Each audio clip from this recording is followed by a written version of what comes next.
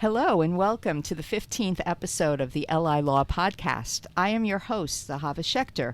The premise of this podcast is to feature issues, developments, and topics affecting the law and how it relates to the 8 million of us who live or work on Long Island, New York, which includes Nassau, Suffolk, Queens, and Kings counties.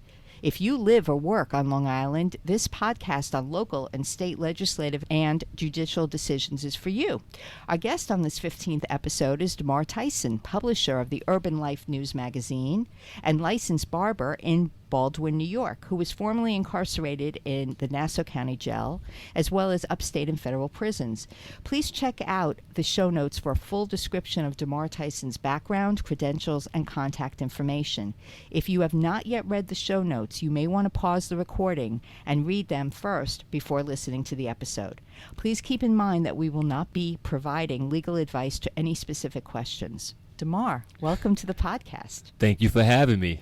So please tell our listeners about your background and how you first became involved with the correctional system. First, I want to thank you for having me. I appreciate it. And just to get right into it, my genesis into the criminal justice system began in 1991, which was my first incarceration.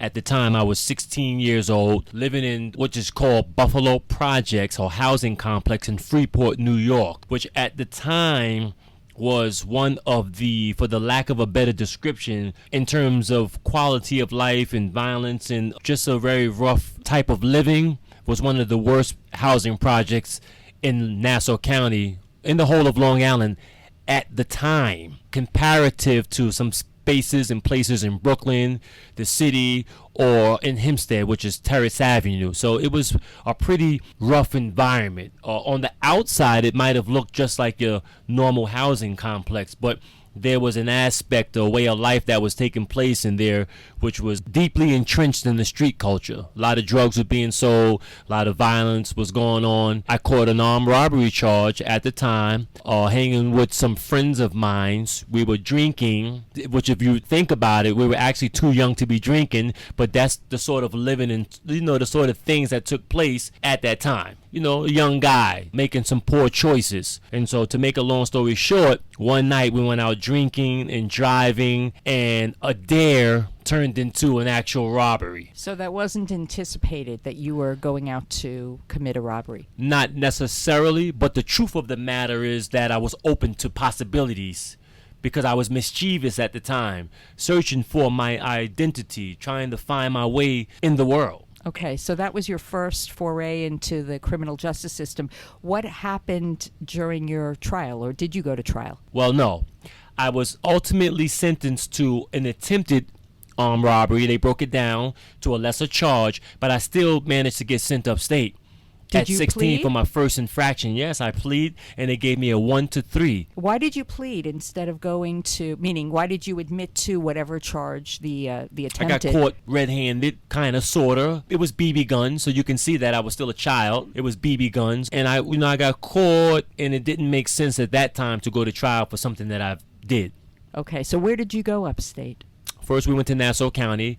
I stayed in Nassau County Jail for about almost a year. Is that in East Meadow? Yes, in East Meadow, 100 Carmen Avenue. Yep. Went to the juvenile portion of the jail at that time, which is separated from the adults. In Nassau County, I believe at 19, you become an adult. So you go to an adult housing situation. And they sent me upstate to Upstate Correctional Facility, downstate, which is a processing place for the whole state of New York. And from there, they sent me to a jail called Camp Georgetown, which was a minimal correctional facility at the time. Can you tell us a little bit about the processing center, which processed you at the age of 16? What was your experience there? Much like slavery, brand new. You've never been through that before until you've gone through it.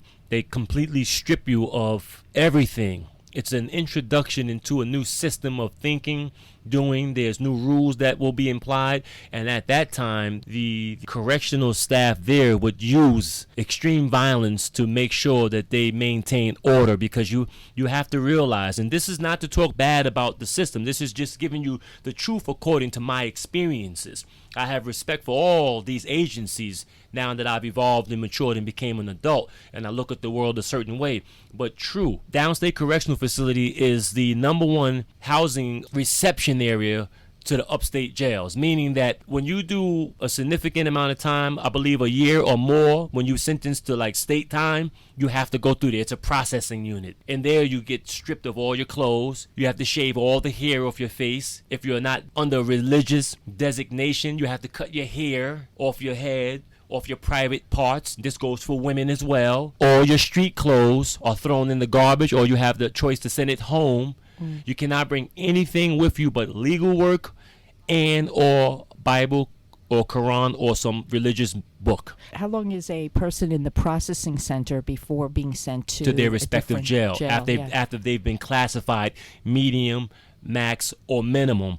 They're usually there on average 21 days. And after you spent 1 year upstate, what happened then? Well, it turned out to be 13 months and 5 days.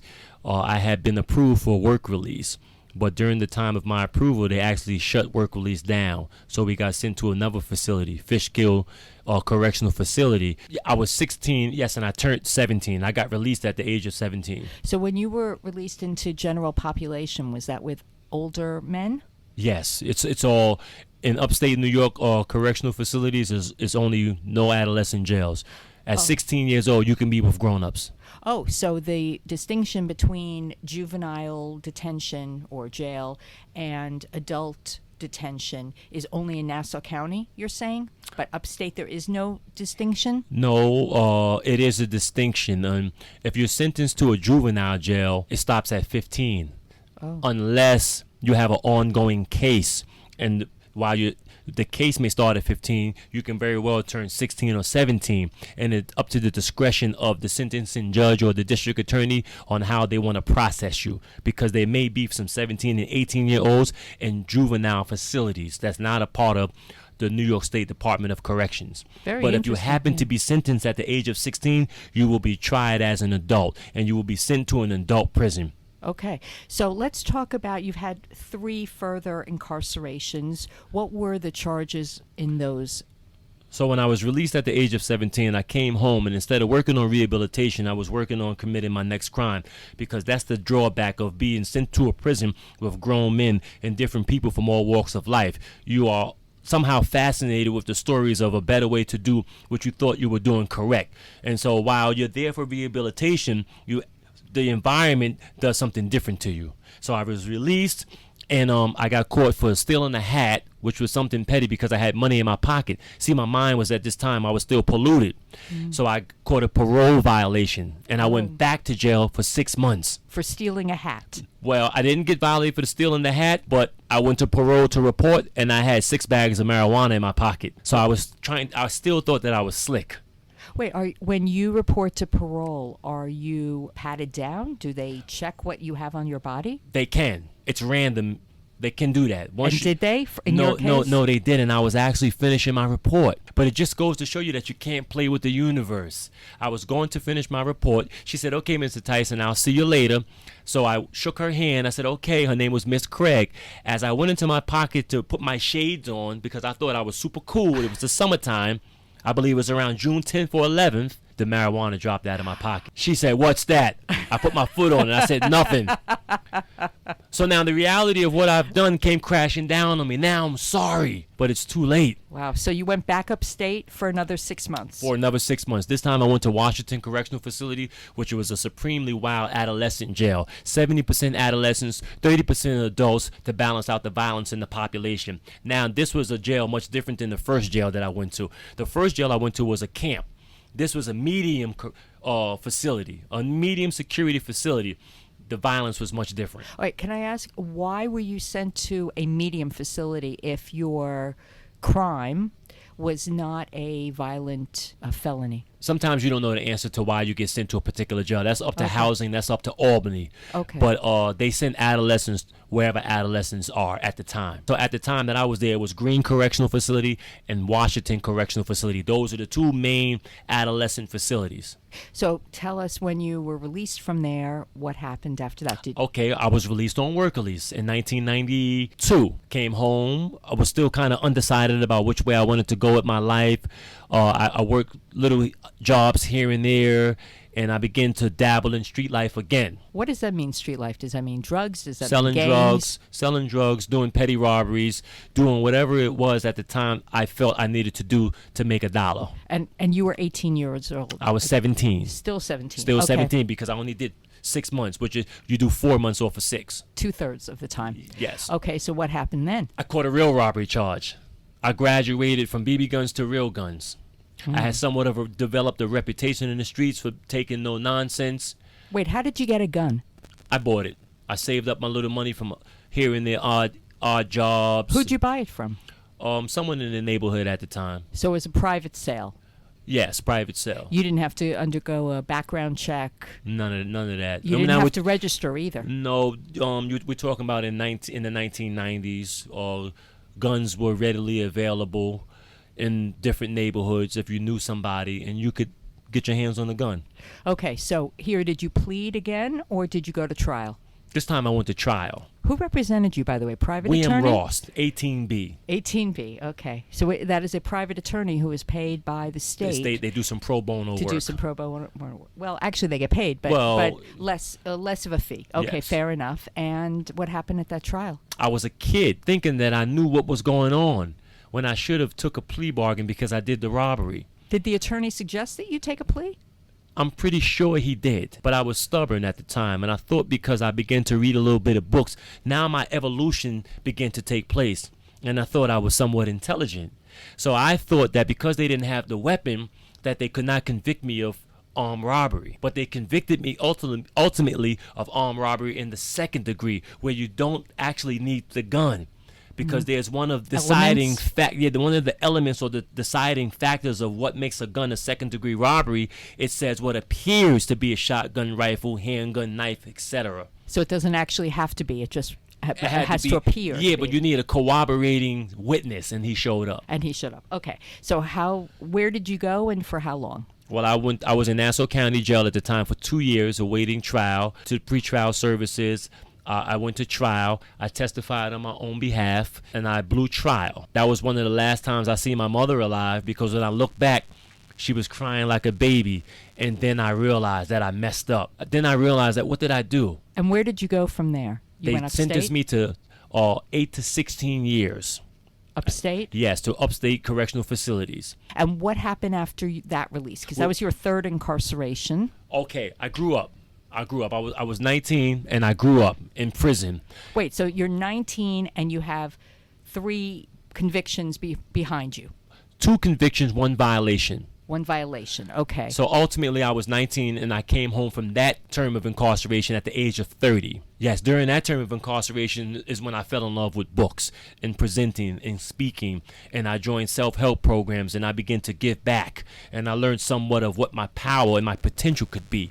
And what happened in the jail? Were there certain programs or people or mentors who affected you? Programs in prison are mandatory. Work in prison, in New York State prison, is mandatory. Do you mean work like working in a kitchen? Everybody has a job, yes. Everyone has a job. Everybody has a job, whether it be the kitchen, whether it be lawns and grounds, whether it be maintenance, whether it be in the hospital area, whether it be in the uniform, which is called the state shop, whether it's raking leaves or shoving snow. Every inmate has to either go to school or work. And how much do you get paid for this 16 work? cents.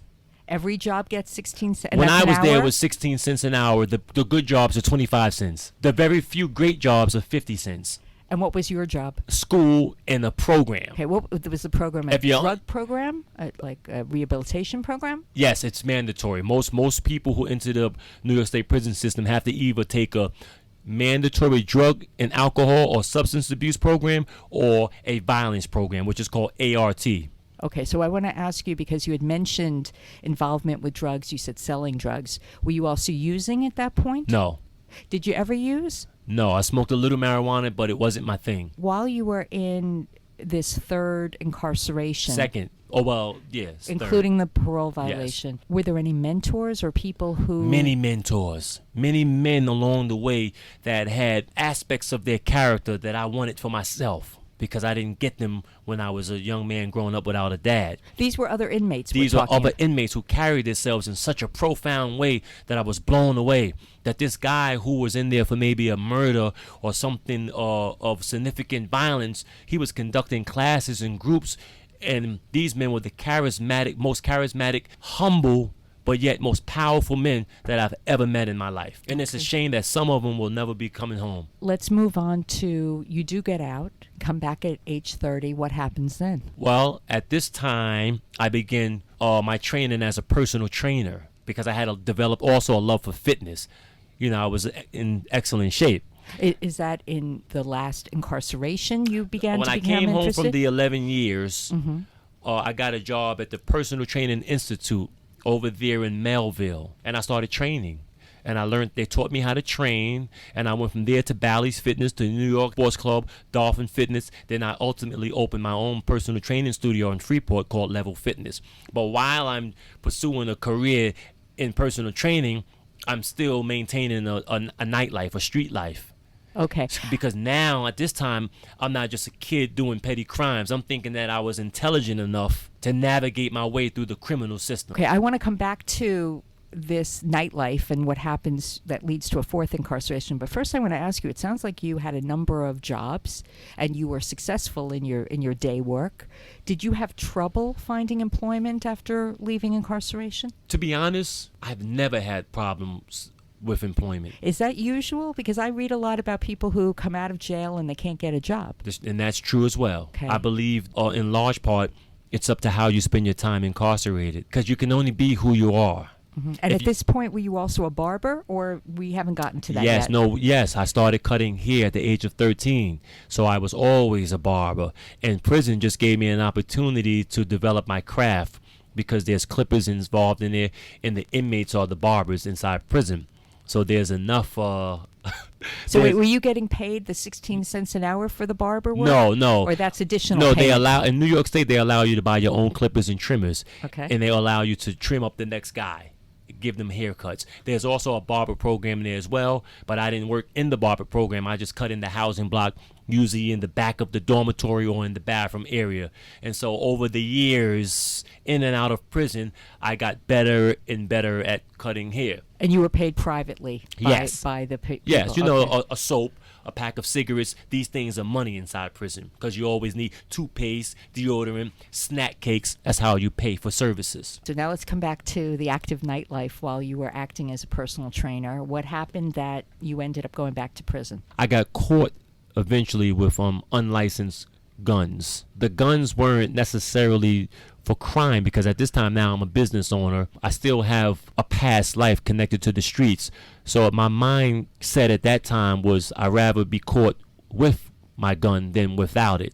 See, because while I changed my life, the people who I may have encountered in the past hasn't changed theirs. So wait, were you carrying guns to protect yourself? To protect myself, and I was open to getting money alternatively from different ways. But you did go back upstate for a fourth incarceration. How long were you there? It started out as a state charge.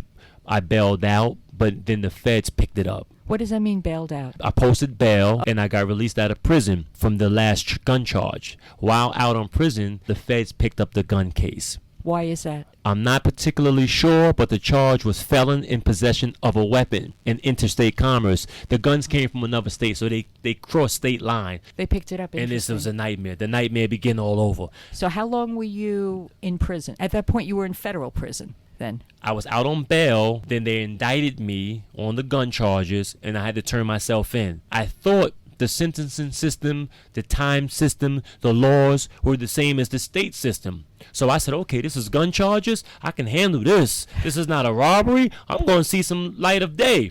Then they told me that my possible time range is 0 to 10 years all over again. Now I'm sick. Sick physically? Yes, physically, mentally, spiritually, because I messed up. I had a personal training business that I navigated my way through step by step from training. You worked hard to develop a clientele. Yes. And a reputation. Yes. And you were about to lose it all. At this time, I began speaking to the kids about gun violence. It's an oxymoron, but I was teaching kids. I was going into the schools. I had begun to give back.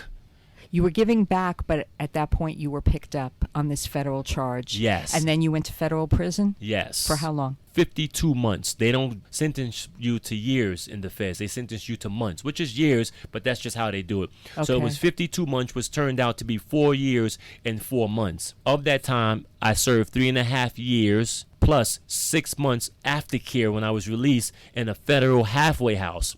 A halfway house is much like work release. It's a go-between prison and reacclimating yourself back into society, where you begin to get a job, you begin to look for a home, and to get yourself established. So this fourth incarceration was your last incarceration, Yes. correct? Okay, great. So let's go back a little bit to the various prisons you've been in and jails. We see a lot in the news about, I'm going to reference Nassau County Jail, but I'm sure it relates upstate as well, overcrowding, plagued by allegations of understaffing, corruption, drugs, mental illness.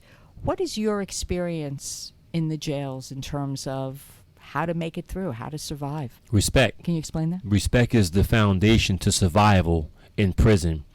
You have to carry yourself in a certain way that commands respect from the other inmates. Prison life is much different than life in free society, because for the lack of a better way to explain it, we have to understand that everybody in prison is either tough, they broke the law, some people committed murders, some people committed rape, fraud, etc., all crimes.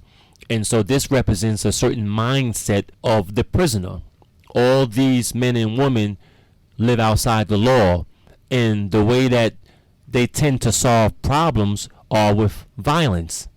Violence against each other. Against each other, because there's not a lot of logic and reason. And it might sound harsh to people who are incarcerated. It might sound like I'm betraying a trust and a confidence as being formally incarcerated, but it's the truth.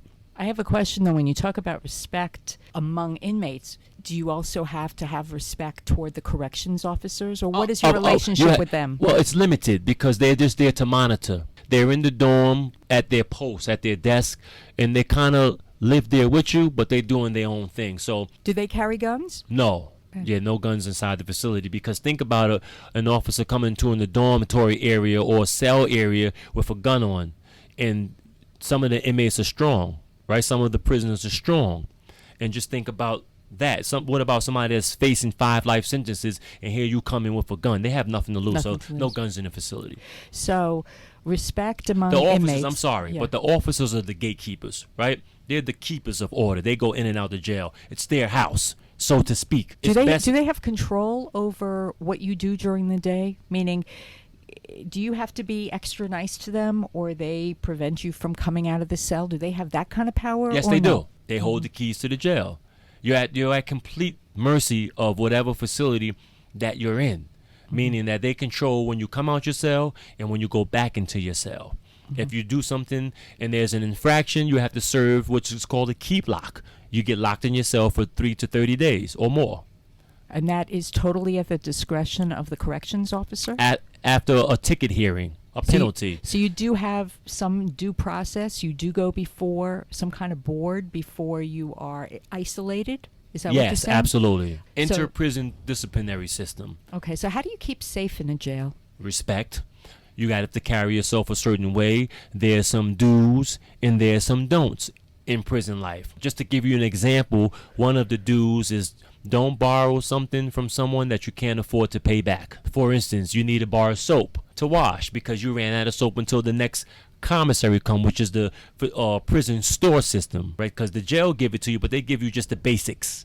If you want Dove, Irish Spring, right? You want good quality soap and deodorant, you have to buy that. Well, can your family send it to you? No, they can send you money in Nassau County Jail. Upstate, they can send you care packages of soap, deodorant, food, clothing products, because now you're living your life. You have to survive. But in Nassau County, you have a uniform, and the only thing they can send you in that particular jail is underclothes, socks, underwear, T-shirt, sweatshirt, thermal. Okay. And it has to be a certain color. And money? Money doesn't come into your pocket. It goes into like your checking account, your I inmate see. So checking account. You never get money? No. It goes into your inmate checking account. Okay, so what if I need soap and I can't afford it right now because I don't have any money, what is expected of me in terms of payment? Might charge you 2 cereals. So it's a barter system. Yes. And if you don't pay, is that where violence comes in? Depending on the person you borrow it from. A petty person is going to try to manipulate and take advantage. Where's my soap at? You don't got my soap? I told you don't take my soap. I told you don't take my cake. I told you don't borrow this juice from me if you couldn't pay it back. Now, when next commissary come, you're going to have to give me 2. How about sexual molestation between inmates? Did you see that? Back in the days, that used to take place. Back in the days means the early 90s, 80s, 70s. The population was different. Doing time was much different. I didn't see a lot of incidents of rape and sexual abuse. But of course, it was widespread back then. But times has changed now, and in that regard, inmates band together. There's still incidents of rape and sexual abuse, and this is going to sound terrible and insensitive, and it's going to go against my training. But guys who are raped and taken advantage of in jail don't call it upon themselves, but they are hanging around people and getting involved in situations that they should not. But isn't that just blaming a victim for lack of control over his own life? In some regards, yes. But in a higher sense of responsibility, to give you an example of what I mean, if you are not gay or bisexual, why would you borrow a cigarette from them? And the trick that they use to test you is to give you the cigarette that they've been smoking on.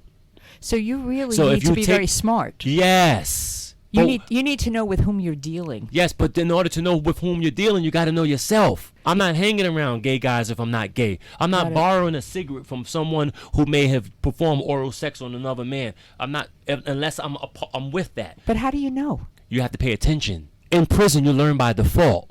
Oftentimes, you learn by making a mistake first, and then either another inmate will correct you or the staff will correct you, but you will learn. But the staff will tell you. For the most part, usually after you make a mistake. But this is why I'm not blaming the victim, and I want to be clear to those who may be listening. I'm not blaming the victim, but I am blaming a grown-up for not being aware of their environment. So we hear stories about inmates who work with prison guards to deal drugs. We also hear about inmates who use drugs for the first time while incarcerated, or instead of getting rehab while they're incarcerated, their addiction becomes worse.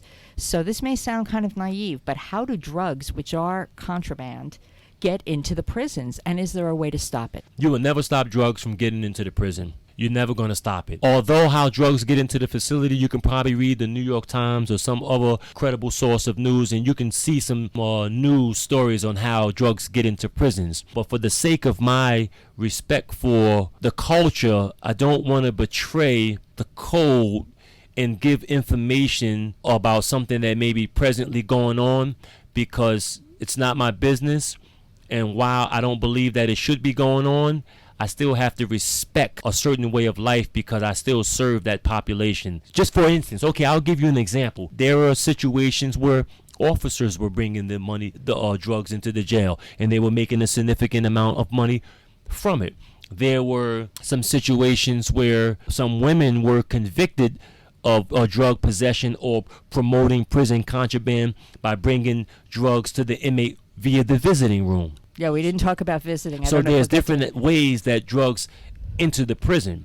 When someone comes to visit someone who's incarcerated, aren't they checked, patted down? Absolutely. So how can drugs get through that way? I'm not sure. I've never received drugs while I was in prison. I'm not trying to put you on the spot. I'm just interested in how it happens. I want to ask another question. Well, sometimes they kiss their boyfriend. So they have in their mouth. Okay. I want to ask you another question I touched on before about mental illness. While you were incarcerated, did you see other people who were there basically? That's where they're at. That's where they're at. We have to keep in mind, historically, if I recall correctly, Mr. Giuliani closed down a lot of the psychological institutions. Where are those men and women going to go?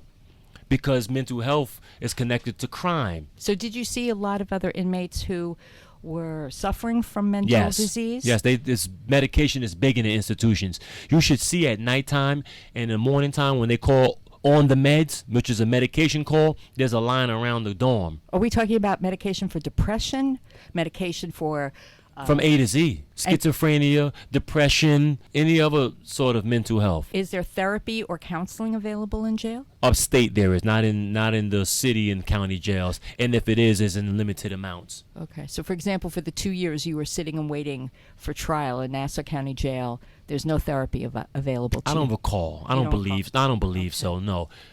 All They're right. treated unfairly. I'm going to be honest. Some of those guys with mental health issues shouldn't be in prison. They shouldn't be in prison. They should be in the facility where they can get help for their mental illness. And if they don't receive help, they're going to act out. So now you've been incarcerated 4 times and you are out. What did you do? How did you change your life and turn it around to where you are today? During my last term of incarceration, I believe I experienced what's called the paradigm shift. I had enough. I had reached my personal bottom. I did not want to be a prisoner or inmate ever again. So I made my mind up. But that moment where I made my mind up, it was the accumulative effects of all the studying, reading, and self-introspection that I've done. And it just so happened that during my last term of incarceration, it matured into a point of I had enough. And so I one day, did you just have that shift, that paradigm shift that you said more? It came over time. But I believe that true re-entry and rehabilitation starts the moment that the handcuffs are put on you. Can you explain that? You have to make your mind up. The first 2 times that I've been incarcerated, I hadn't decided to stop. I knew what I was going to do. But the 3rd time, I had enough. The difference between the first 3 times that I was incarcerated compared to the last time, I didn't talk about crime. I didn't talk about what I was going to do. I had learned that I had a mind. I learned that I had a knack for business. I learned that I was able to articulate myself and communicate with people. I began to read books about business and self-empowerment, and I met again some men along the way who had helped me cultivate that thought process, who told me about some of the things that they were doing in the streets. And I said, wow, if this guy can do it, I can do it too. And one step and one day at a time, that urge and that desire to live life on life terms got stronger and stronger and stronger. I lost the taste to live outside the law. I understand that you have been giving back, basically, trying to help. I don't want to use an overused term of at-risk youth, but trying to help those who might have followed a career to upstate. You're trying to help them to stay out of jail. Absolutely. How are you doing that? I decided to utilize my experiences and my story to help reach others. Do you go into the schools? Do you go into the jails? What do you do? When I came home, after this last term of incarceration, I became employed by the DA's office via a program called CODA, which stands for Council of Thought and Action.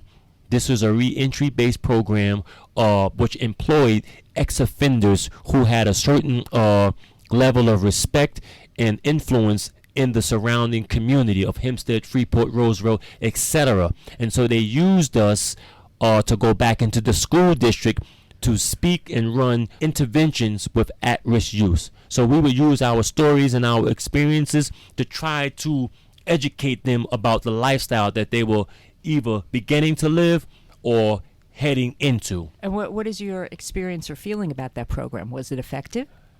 It's a beautiful program. But like all programs that deal with at-risk youth, I have a simple theory, and the theory is called the theory of chocolate ice cream. It could be vanilla, it could be banana, it could be whatever. But once you taste chocolate ice cream, once you taste your favorite ice cream and you fall in love with it, no matter what you do, even if the doctor says, Mr. Tyson, if you have one more scoop of ice cream, you might die from diabetes. If you love ice cream, you still might take a chance and have another scoop. It's the same thing with these kids in the streets. Once they get a taste of street life, living outside the law, making instant money, it's hard to get that taste out of their mouth until it runs through their system. You know that there's been a great deal of discussion in the state about decriminalization of marijuana. Yes. Do you think that if the state would decriminalize recreational marijuana, that would help to deter some of this youth from street life? Or would it not affect? I'm not sure. Are we talking about selling cocaine, heroin, other things, or mainly marijuana? For kids? For kids. It depends on what neighborhood they're in. Everything is in the neighborhood. Everything's Coke, available. Dope, crack, weed, guns, robbery, poor, low income areas. Crime is rampant. People are hungry. People are starving. People lack opportunities. resources. What about educational opportunities? Why not choose? How can a kid study in school if he's hungry? This is what I come to realize. I come to realize why I used to act out in school. It's hard to focus when you didn't eat breakfast. And we might minimize that and say, "Oh, you can't blame that," but just think about it. A 13, 14-year-old kid who's hungry. He didn't eat breakfast because his mother or father is not present or don't have the resources to really feed them the way they should be fed.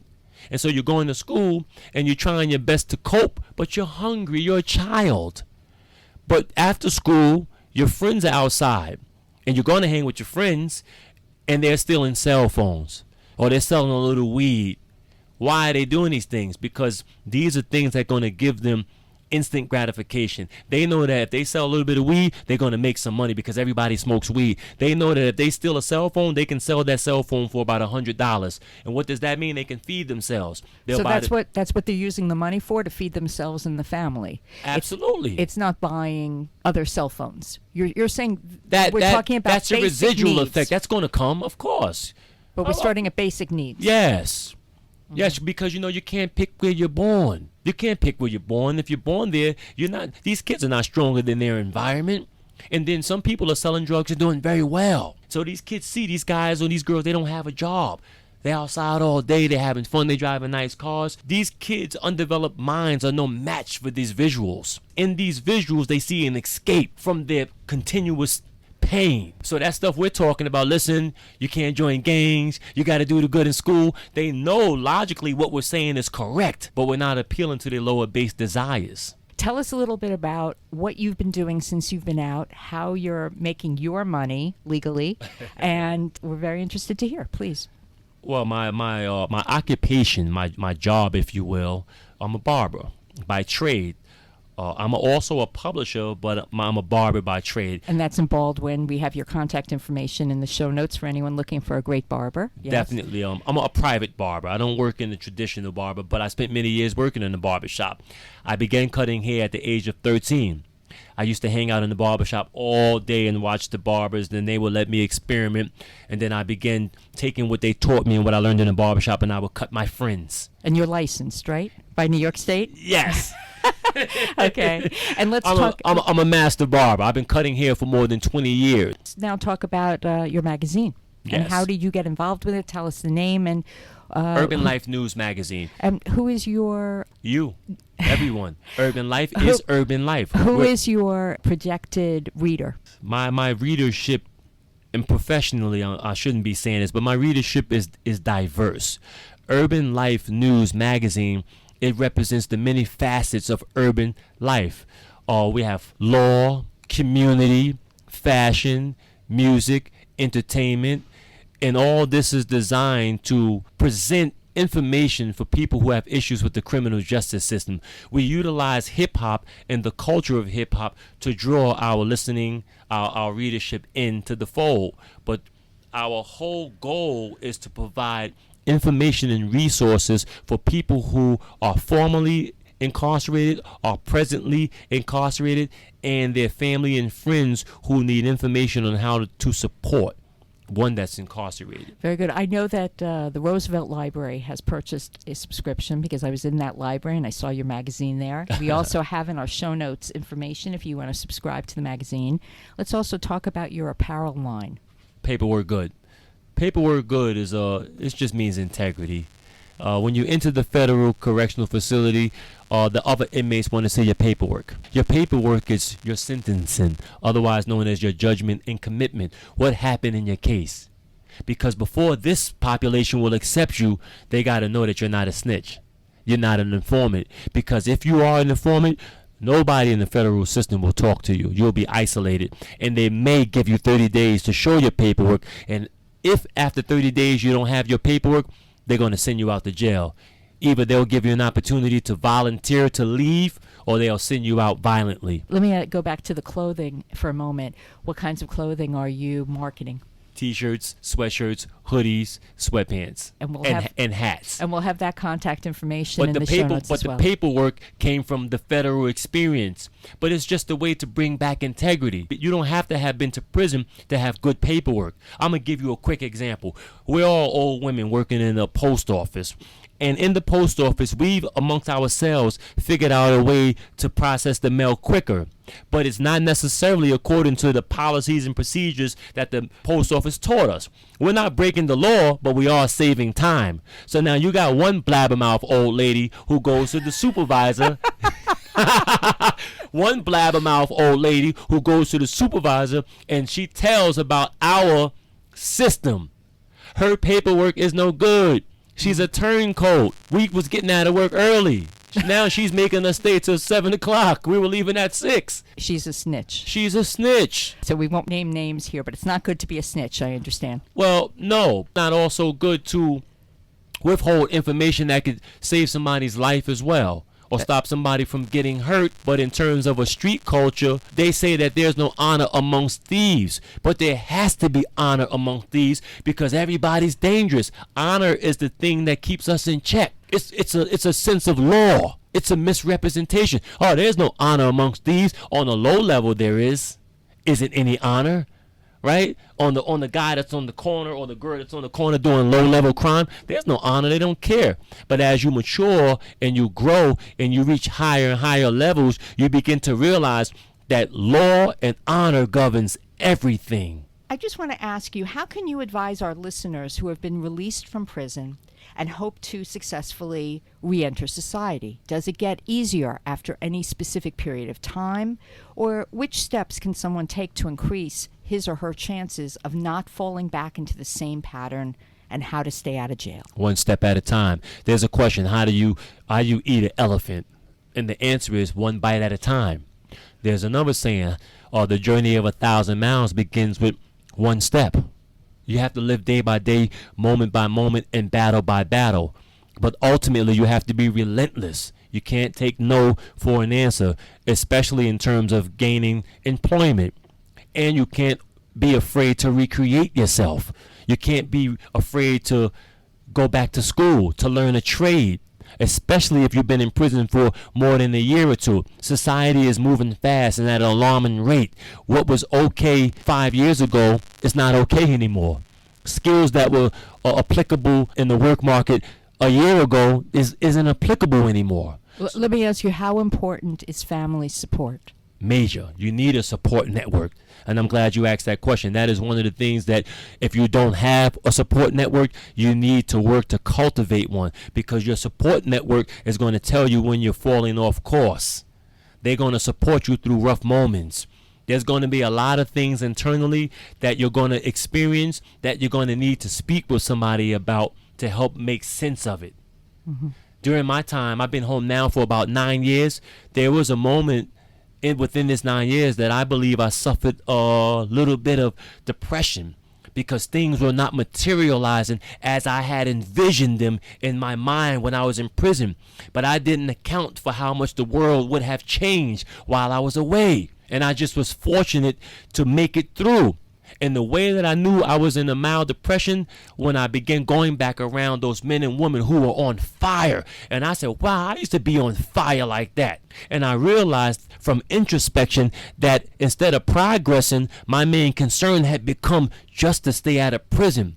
And so then I got caught up in the monotony of everyday life. Go to work, cut some hair, talk to some kids, do something positive, go home. But I wasn't feeding my desire to do better, to run a business, to just live and enjoy everyday life. I had achieved my foundational goal, which was to stay out of prison. Now, what will I do to chase my aspirations? That is a wonderful statement. I want to thank you so much, Demar, for being honest with us and telling our listeners all about your experiences and how you've turned your life around. I give you much credit. Keep going with it. And I wish you much success. And that's it for our 15th episode. Thank you, Demar Tyson, for coming on the podcast today. I look forward maybe to having you back another time if you're willing. Thank you for having me. I appreciate it. Yeah, absolutely. And to our listeners, be sure to download this podcast on iTunes, Google Play, Spotify, Stitcher, or wherever you get your podcasts.